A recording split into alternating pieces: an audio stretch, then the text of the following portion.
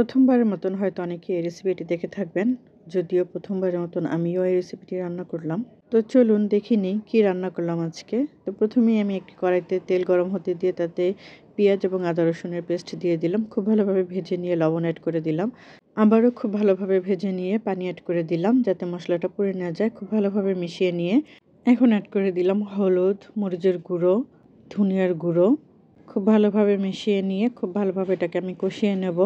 যখন খুব ভালোভাবে কষানো হয়ে যাবে তখন এর মধ্যে আমি দিয়ে দিলাম কেটে ধুয়ে পরিষ্কার করে রাখা কাতলা মাছ। এখানে আমি 4 পিস কাতলা মাছ নিয়েছি। সেই কাতলা মাছগুলো আমি এখানে দিয়ে দিলাম। আজ আমি রান্না করব কাতলা মাছ দিয়ে লাউ শাক, যেটা আসলে আমিও প্রথমবারের মতন রান্না করেছি এবং অন্য কেউ রান্না করেছে কিনা আমি তাও জানি না।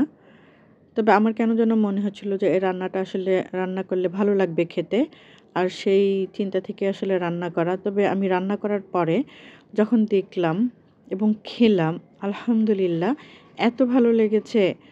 সত্যি যারা আপনারা এখনও বাসায় ট্রাই করেননি অন্তত একবার হলেও ট্রাই করে দেখবেন। ভীষণ ভালো লাগে কাতলা মাছ দিয়ে এই লাউ শাক রান্নাটা। যাই হোক, কথা বলতে বলতে আমি অনেকটা সময় পার হয়ে আসলাম। আমি মাছটাকে খুব ভালোভাবে কষিয়ে নিয়ে উঠিয়ে নিলাম। উঠিয়ে নিয়ে সেই মশলার মধ্যে আমি শাকগুলো দিয়ে দিলাম। শাকগুলো দিয়ে আমি ঢাকনা দিয়ে দিলাম। আমি শাকগুলো দেওয়ার সাথে সাথে কিন্তু নেড়ে দেইনি। ঢাকনা দেওয়ার পর শাকগুলো যখন একটু নরম হয়ে আসলো বা একটু দমে আসলো তখন আমি এটাকে নেড়ে দিলাম এবং এটা খুব ভালোভাবে উপরে নিচে করে নেড়ে দিতে হবে যাতে উপরেরগুলো নিচে চলে যায় এবং নিচেরগুলো উপরে চলে আসে, তাহলে প্রপারলি ভালোভাবে সেদ্ধ হবে। তো এভাবেই আমি শাকগুলোকে আবারও ঢাকনা দিয়ে ঢেকে বেশ কিছুটা সময় রান্না করে নিলাম। আচ্ছা, লাউ শাকের সঙ্গে কিন্তু আলুর কম্বিনেশনটা খুবই ভালো লাগে যদি আপনারা আলু অ্যাড করতে চান। যদি পুরনো আলু হয় তাহলে শাকটা যখন 50% রান্না হয়ে যাবে তখন আপনারা পুরনো আলুটা অ্যাড করে দেবেন। আর যদি নতুন আলু হয়ে থাকে তাহলে 80% রান্না হওয়ার পরে আলুটা অ্যাড করে দেবেন, তা নাহলে আলুটা ভেঙে যাবে অথবা ঘেটে যাবে। এজন্য আলুটা একটু পরে অ্যাড করলে ভালো হয় আর কি।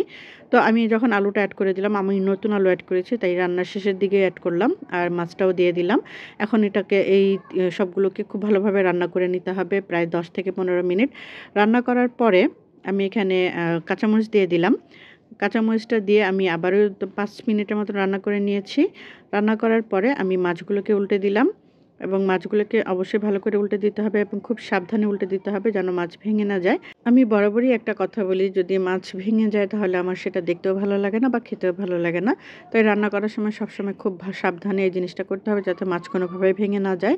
তো আমি বারবারই নেড়ে দিচ্ছিলাম খুব আলতোভাবে যাতে মাছ কোনোভাবেই ভেঙে না যায়। আমার রান্না কিন্তু মোটামুটি শেষ। তো এই রেসিপিটি প্রথমবারের মতন কে কে দেখলেন বা এর আগেও কেউ দেখেছেন কিনা বা খেয়েছেন কিনা অবশ্যই কমেন্ট সেকশনে জানিয়ে যাবেন। আজকের মতন এখানেই বিদায় নিচ্ছি।